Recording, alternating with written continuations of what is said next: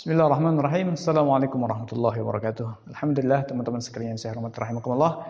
Kita berjumpa lagi di pelajaran bahasa Arab dari kitab Nizamul Islam dengan panduan buku belajar bahasa Arab dari Nizamul Islam.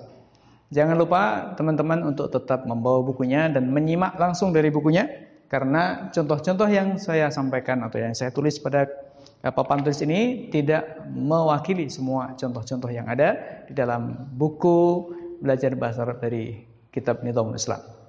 Nah, teman-teman sekalian saya hormati rahimakumullah, pada kesempatan kali ini kita akan membahas tentang jamak taksir.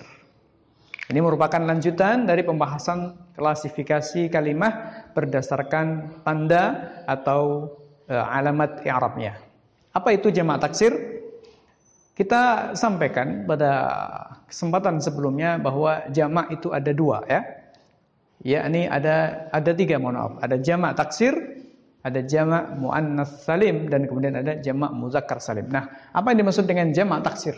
Nah, jamak taksir ini sederhananya adalah sebuah kalimah isim tentunya, yang menunjukkan makna lebih dari dua. Jadi dua ke atas, ya, di mana dia dapat menunjukkan makna lebih dari dua disebabkan karena ada perubahan pada dirinya. Perubahan dari bentuk tunggalnya, dari bentuk mufradnya. Apakah perubahan itu disebabkan karena adanya tambahan huruf? Ataukah perubahan itu disebabkan karena adanya pengurangan huruf? Atau bahkan perubahan itu disebabkan karena hanya ada perubahan harokat, perubahan syakal atau perubahan harokat saja, atau penggabungan, ada pengurangan lalu ada penambahan, ya, pengurangan atau ada penambahan, dan juga adanya perubahan syakal. Nah, teman-teman sekalian saya hormati rahimakumullah, sebagai contoh untuk mempermudah gambaran dari jamak taksir, yaitu adalah kalimah yang menunjukkan makna lebih dari dua disebabkan karena ada perubahan dari bentuk tunggalnya, yang mana perubahan itu wujudnya adalah karena adanya tambahan huruf, atau karena adanya pengurangan huruf, atau karena adanya perubahan harokat saja. Seperti apa contoh-contohnya? Untuk memudahkan gambaran tentang jamak taksir, kita contohkan. Misalnya ada kata rojulun. Apa maknanya rojulun? Rojulun maknanya adalah seorang laki-laki. Ya, rojulun maknanya satu orang laki-laki. Bagaimana kalau kita ingin mengatakan banyak laki-laki? Maka kita katakan dalam bahasa Arab rijalun. Rijalun. Ya, yang maknanya adalah beberapa orang laki-laki. Lebih dari dua, ya, tiga ke atas. Nah, pertanyaannya kenapa dia bisa menunjukkan makna banyak, yakni makna beberapa kaum laki-laki? Disebabkan karena dia mengalami perubahan dari bentuk tunggalnya, yaitu perubahan dari sisi apa? Yang pertama ada tambahan huruf. Di sini tidak ada alif, di sini ada alif. Lalu kemudian ada perubahan apa lagi? Ada perubahan harokat atau syakal. Di sini kata rajulun dibaca fathah ra-nya, sedangkan di sini kata rijal dibaca kasrah ra-nya. Itulah yang kemudian dikatakan kalimah yang menunjukkan makna lebih dari dua disebabkan karena ada perubahan dari bentuk mufradnya, yang mana perubahan itu wujudnya adalah adanya tambahan atau adanya pengurangan, atau kemudian adanya perubahan syakal atau perubahan harokat. Nah, di sini menggabungkan, ya, antara perubahan syakal, yakni ro jadi ri, kemudian tambahan huruf, awalnya tidak ada alif menjadi ada alif. Contoh lagi misalnya seperti kata masjidun, ya. Lalu kemudian kita katakan masajid, ya. Masjidun lalu kemudian kita jadi masajid. Masjidun, ya. Nah, masjidun menjadi masajidu. Masjidun menjadi masajidu. Di sini kita lihat kata masjidun tidak ada tambahan alif pada kata masjid, artinya satu masjid. Ketika dikatakan masajid ada tambahan alif, menunjukkan bahwa dia adalah jamak taksir, ya, jamak taksir. Atau misalnya contoh lain, rijlun. Apa maknanya rijlun? Kaki, ya. Kalau rojulun laki-laki, kalau rijlun kaki. Jamaknya apa? Arjulun. Maknanya adalah beberapa kaki. Arjulun. Ya. Di sini berarti ada perubahan syakal. Ri jadi, ya, awalnya kasrah kemudian menjadi sukun. Sebelumnya tidak ada hamzah, di sini ada hamzah. Jadi arjulun, ya. Awalnya jimnya ini sukun, kemudian di sini jimnya dhammah. Nah, teman-teman sekalian yang saya hormati rahimakumullah, ini contoh dari jamak taksir. Ada lagi misalnya asadun. Apa maknanya asadun? Singa. Satu ekor singa. Tetapi untuk jamaknya bagaimana? Usudun. Nah, di sini kita lihat tidak ada satupun huruf yang berubah dan tidak ada tambahan. Lalu apa yang membedakan antara jamak dan mufradnya? Kalau jamak asadun, kalau mufrad asadun, kalau jamak usudun, yang membedakan hanya persoalan cara syakalnya. Ya, di sini asadun, ya, fathah. Di sini usudun, ya, dhammah.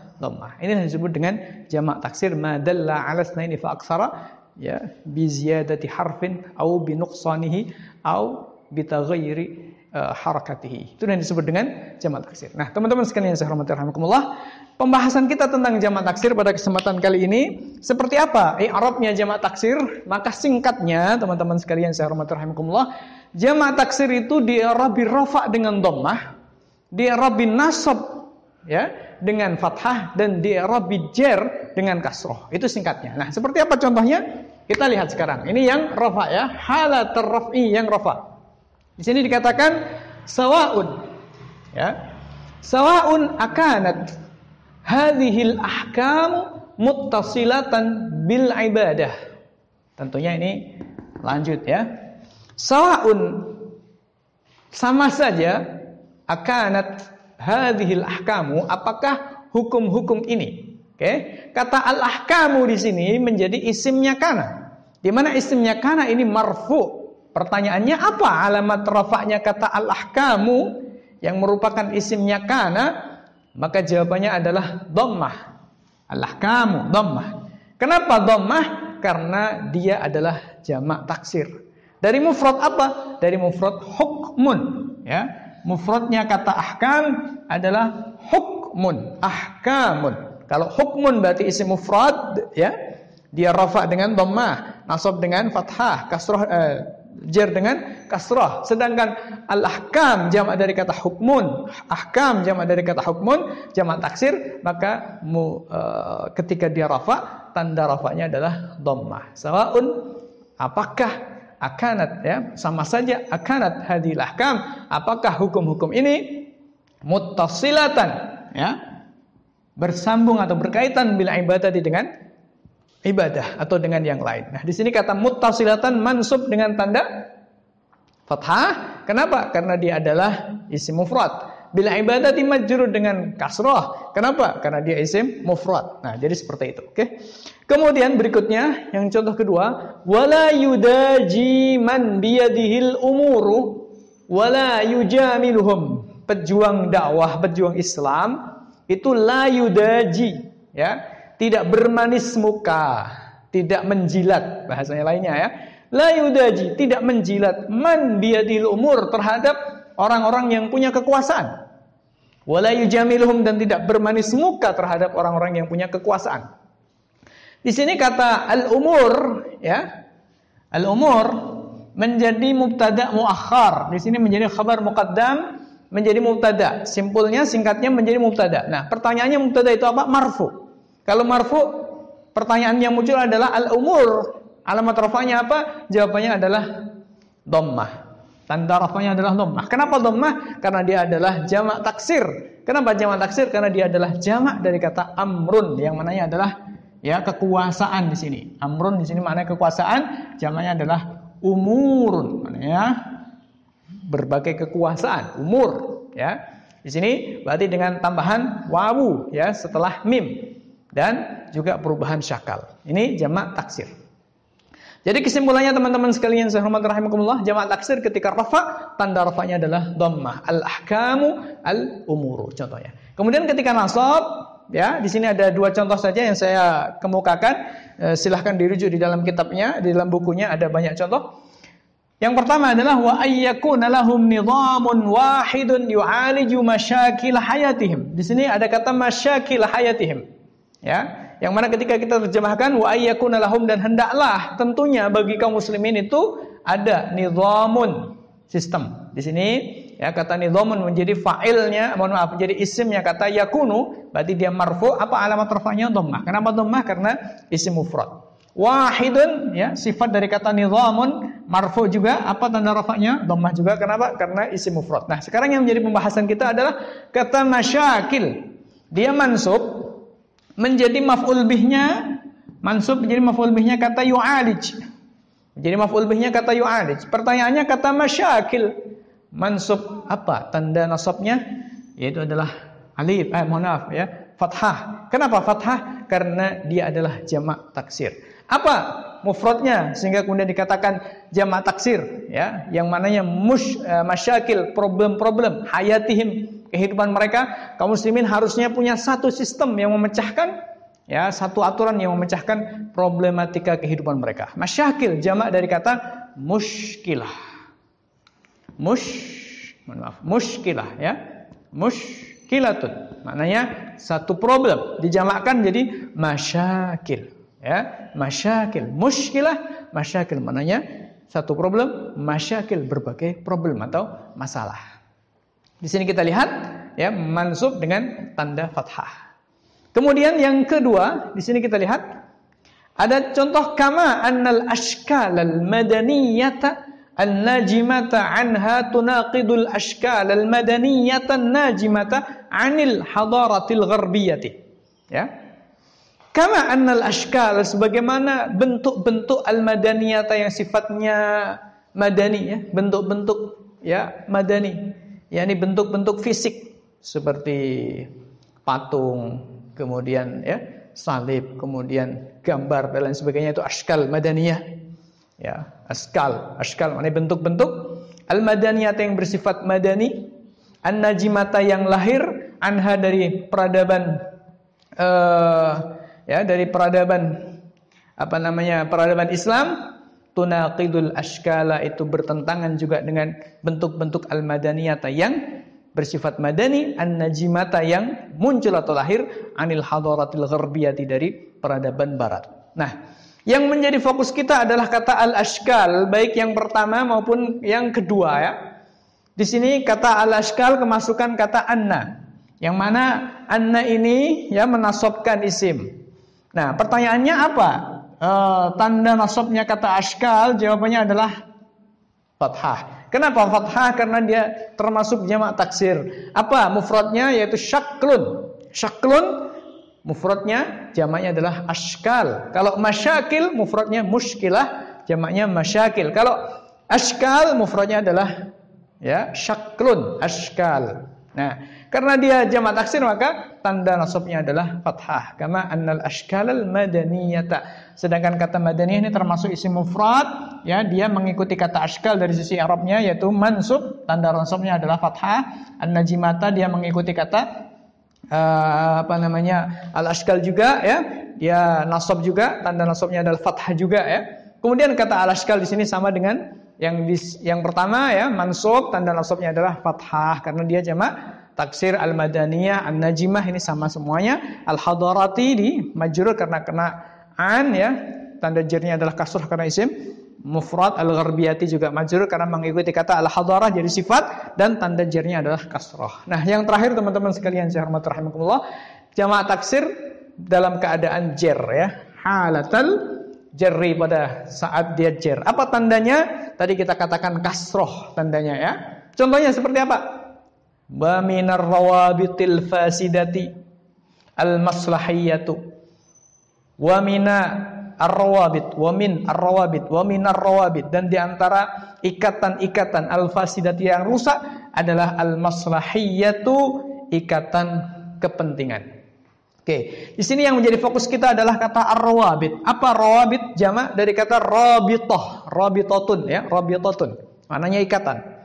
Nah, di sini kita lihat kemasukan kata min ya, min. Yang tentunya adalah huruf jar, kemudian mengejarkan kata ar-rawabit. Apa tandanya jar? Yaitu adalah kasrah, ar-rawabit ya, kasrah. Kemudian Al-fasidati majrur ya, karena menjadi sifatnya kata ar-rawabit, tetapi bukan karena dia jamak taksir, tetapi dia isim mufrad, maka ditandai kasroh juga. Al-maslahiyatu ini menjadi mubtada muakhar ya, yang mana dia marfu, tanda rafanya adalah dhammah karena dia isim mufrad juga. Kemudian contoh yang kedua, hatta istaqarra ar-ra'yu 'inda jamharatil falasifah ya. Hatta istaqarra hingga mapan. Ar-ra'yu sebuah satu pendapat 'inda jamharatil falasifati menurut mayoritas para ahli filosof ya. Falasifah di sini menjadi mudhaf ilaih dijarkan dengan kasroh. Kenapa dijarkan dengan kasroh? Karena dia termasuk jamak taksir. Falasifah jamak dari kata failusuf. Failusuf ya, failusuf. Yang maknanya filosof dalam bahasa kita ya. Failusuf ya, jamaknya falasifah. Jadi jamak taksir ya, teman-teman sekalian saya hormati rahimakumullah. Dari sini kita bisa menyimpulkan bahwa jamak taksir ketika rafa, dia tanda rafanya adalah dhammah. Al-ahkamu hadhil umuru ya. Akanat hadhil ahkamu wala yudaji man biyadihil umuru ya. Kemudian ketika nasab dapat kita simpulkan yaitu dengan tanda fathah. Contohnya yu'aliju masyakila hayatihim. Kama annal ashkalal madaniyah tunaqidul ashkalal madaniyah. Begitu pula bisa kita simpulkan ketika dia jar, maka tanda jarnya adalah kasrah. Contohnya wa minar rawabiti. Rawabiti pakai kasrah. Kemudian hatta istaqarra ra'yu 'inda jamharatil falasifati. Nah, teman-teman sekalian saya hormati rahimakumullah, itu kesimpulan kita rafa dengan dhammah, fathah, nasab dengan fathah dan jar dengan kasrah. Kecuali nanti jamak taksir yang termasuk sighat muntahal jumu' dan tidak sedang diidhofahkan serta tidak sedang kemasukan al. Ya. Ketika jamak taksir termasuk sighat muntahal jumu' sementara dia tidak diidhofahkan dan juga tidak dimasuki al, maka dia nanti akan dijirkan bukan dengan kasrah tetapi dengan fathah. Nantikan penjelasannya pada pembahasan khusus tentang isim-isim ghairu munsharif berkaitan dengan sighah muntahal jumu'. Demikian, mudah-mudahan ada manfaatnya. Barakallahu fikum. Wassalamualaikum warahmatullahi wabarakatuh.